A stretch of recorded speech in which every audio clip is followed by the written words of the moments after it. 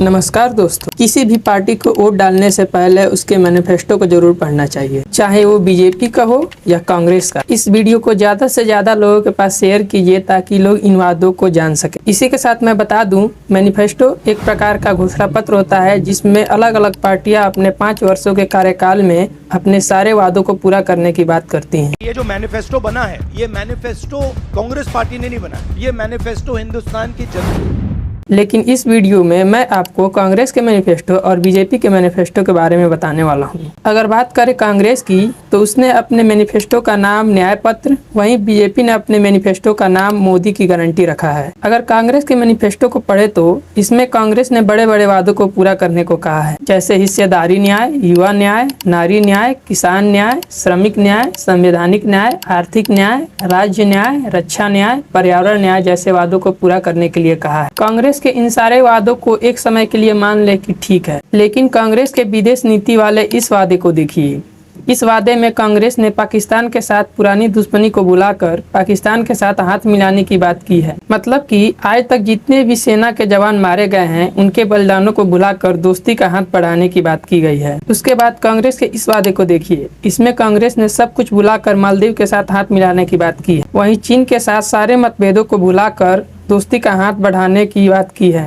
यानी एलओसी तो चीन देगा नहीं, मतलब कांग्रेस जो एलओसी है वो चीन को दे देगा। खैर, ये तो रही कांग्रेस का मैनिफेस्टो। अब बीजेपी के मैनिफेस्टो को देखें तो इसमें बीजेपी ने कोई नया बदलाव नहीं किया है, बल्कि पुराने वादों को आगे ले जाने की बात की है। जैसे भारतीय रेलवे को एक स्मार्ट रेलवे में बदलना और बुलेट ट्रेन को पटरी पर दौड़ाना, वहीं तेजी से स्मार्ट हवाई अड्डों का निर्माण करवाना, अंतरिक्ष क्षेत्र में गगनयान जैसे मिशन को अतिरिक्त बजट देकर सफल बनाना, देश में पाइपों के माध्यम से घर घर एलपीजी गैस की सप्लाई करवाना, भारत को दुनिया की तीसरी सबसे बड़ी अर्थव्यवस्था बनाना और देश के हर राज्यों में CAA लागू कराना शामिल है। उसके बाद अगले वादों की बात करें तो आप लोग को मालूम ही होगा कि नरेंद्र मोदी का जुड़ाव हमेशा हिंदुत्व से रहा है। तो मोदी अपने अगले कार्यकाल में इंडोनेशिया के अंकोर वाट मंदिर को रिकंस्ट्रक्ट कराने की बात की है। उसके बाद बीजेपी के मैनिफेस्टो में महिलाओं की सुरक्षा को बढ़ाना व देश में आतंकी गतिविधियों को खत्म करना शामिल है। उसके बाद देश में इलेक्ट्रिक बसों का संचालन करवाना ताकि प्रदूषण कम हो सके।